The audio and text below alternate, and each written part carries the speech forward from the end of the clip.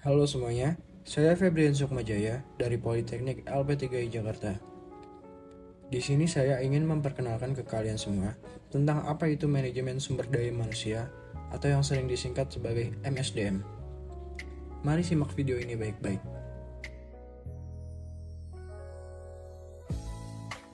Manajemen sumber daya manusia adalah perencanaan, pengorganisasian, pengarahan, pengawasan kegiatan-kegiatan pengadaan, pengembangan, pemberian kompensasi, pengintegrasian, pemeliharaan karyawan atau pegawai agar tercapai tujuan-tujuan individu, organisasi, dan masyarakat.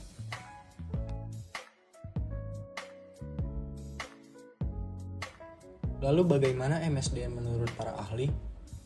Yang pertama itu diambil dari kutipan Rifai tahun 2005. Adanya manajemen sumber daya manusia sangat penting bagi perusahaan dalam mengelola, mengatur, mengurus, dan menggunakan sumber daya manusia, sehingga bisa berfungsi secara efektif, produktif, serta efisien untuk mencapai tujuan perusahaan.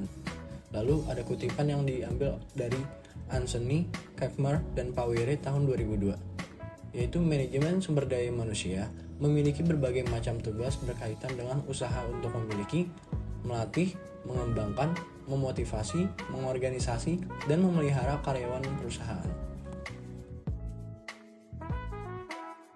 Lalu bagaimana awal mula dan sejarah MSDM? Berikut penjelasannya.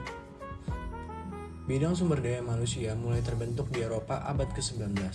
Itu dibangun atas ide sederhana oleh Robert Owen dan Charles Babbage selama revolusi industri.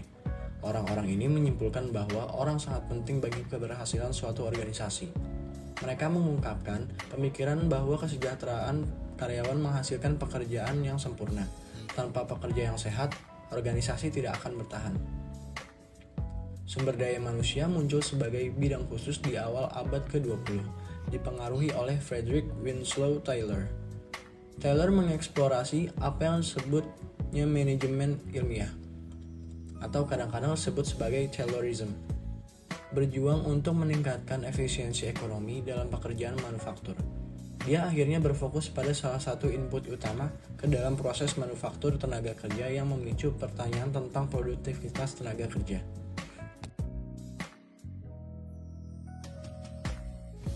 Sementara itu, di Inggris, C.S. Myers terinspirasi oleh masalah tak terduga di antara para prajurit yang telah mengkhawatirkan para jenderal dan politisi dalam Perang Dunia Pertama tahun 1914 sampai 1918. Ikut mendirikan Institut Psikologi Industri Nasional atau NIIP pada tahun 1921. Dalam melakukan, jadi dia menetapkan benih untuk gerakan hubungan manusia. Gerakan di kedua sisi Atlantik dibangun atas penelitian Elton Mayo dan lainnya untuk didokumentasikan melalui studi Hawthorne dan studi lain bagaimana rangsangan yang tidak terkait dengan kompensasi finansial dan kondisi kerja dapat menghasilkan pekerja yang lebih produktif. Lalu, apa fungsi dari MSDM? Yang pertama itu perencanaan sumber daya manusia. Perencanaan sumber daya manusia merupakan proses pengkajian dan penelaahan kebutuhan sumber daya manusia secara sistematis untuk memastikan bahwa sejumlah karyawan yang dibutuhkan dan sesuai dengan persyaratan keahlian yang telah ditentukan dan tersedia pada saat diperlukan. Yang kedua, pengangkatan dan pemberhentian karyawan. Pada proses ini, kegiatan pengisian formasi yaitu merekrut karyawan, screening, serta seleksi kepada pelamar juga penempatan formasi. Fungsi manajemen sumber daya manusia semakin rumit karena berbagai peraturan memberikan peluang yang sama untuk seluruh lapisan masyarakat dalam mendapatkan pekerjaan serta semakin kompleksnya formasi jabatan yang akan diisi. Lalu yang ketiga, pengupahan tunjangan. Upah pada dasarnya adalah mencakup keseluruhan penghargaan yang diterima karyawan atau pegawai sebagai hasil penghargaan. Upah bisa berupa uang yang diterima oleh seorang karyawan atau pegawai atas kinerjanya. Tunjangan ialah berupa tambahan penghargaan finansial selain gaji pokok, termasuk tunjangan cuti, biaya rumah sakit, tunjangan hari raya atau THR, serta asuransi kesehatan. 4. Penilaian kinerja dan pengembangan karir. Fungsi ini dilakukan setelah karyawan atau pegawai bekerja dalam sebuah perusahaan. Tidak hanya penilaian positif, perusahaan juga menganalisis apabila kinerja karyawan atau pegawai yang negatif. Penilaian kinerja terhadap karyawan atau pegawai ini menentukan seberapa pantas penghargaan yang diberikan untuk karyawan atas kinerjanya, sehingga bisa digunakan untuk acuan pengembangan karir. 5. Pelatihan dan pengembangan. Perusahaan dapat melatih karyawannya serta mengembangkan melalui prosedur formal maupun informal. Prosedur formal bisa dilakukan dengan pengenalan jabatan baru atau sebagai alat untuk mengikuti perubahan secara teknologis. Sedangkan prosedur informal bisa berlangsung di tempat kerja dan diadministrasikan oleh karyawan yang senior. 6. Keselamatan dan kesehatan kerja. Untuk meningkatkan produktivitas perusahaan, tentu harus melakukan proses integrasi yang menghasilkan rekonsiliasi antar beberapa kepentingan yang memadai, sehingga tercipta peningkatan serta perbaikan kualitas fisik dan non-fisik di lingkungan kerja. Lalu yang terakhir, penerapan efektivitas hubungan kerja. Pada fungsi ini, perusahaan harus mampu membuat standar bagaimana hubungan kerja yang efektif dan efisien dapat diimplementasikan. Apabila perusahaan tidak berhati-hati dalam menangani setiap problem hak-hak karyawan atau pegawai, maka bisa muncul adalah aksi-aksi protes seperti yang terjadi di beberapa perusahaan di Indonesia. Nah, selanjutnya apa tujuan MSDM?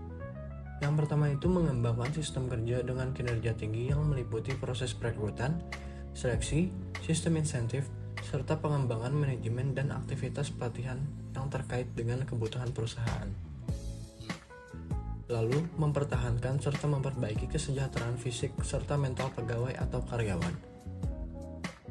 Ketiga itu memastikan bahwa karyawan atau pegawai dinilai serta dihargai atas apa yang telah dikerjakan dan dicapai. Lalu memastikan bahwa persamaan kesempatan tersedia untuk semua. Artinya, ada keterkaitan saling menguntungkan antara perusahaan dengan karyawan. Terakhir, menciptakan iklim yang harmonis, humoris, serta produktif yang dapat dipertahankan antara manajemen dengan karyawan atau pegawai.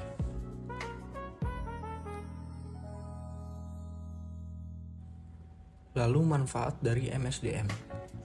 1. Perusahaan dapat memanfaatkan sumber daya manusia atau SDM yang sudah ada secara baik. 2. Produktivitas dari karyawan yang sudah ada semakin meningkat. 3. Penentuan kebutuhan tenaga kerja atau karyawan. 4. Penanganan informasi ketenaga kerjaan. Lalu kelima sebagai bahan penelitian.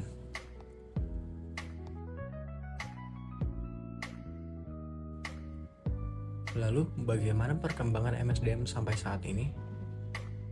Sekarang sudah ada yang namanya sumber daya manusia maya, yaitu teknologi memiliki dampak signifikan pada praktik SDM.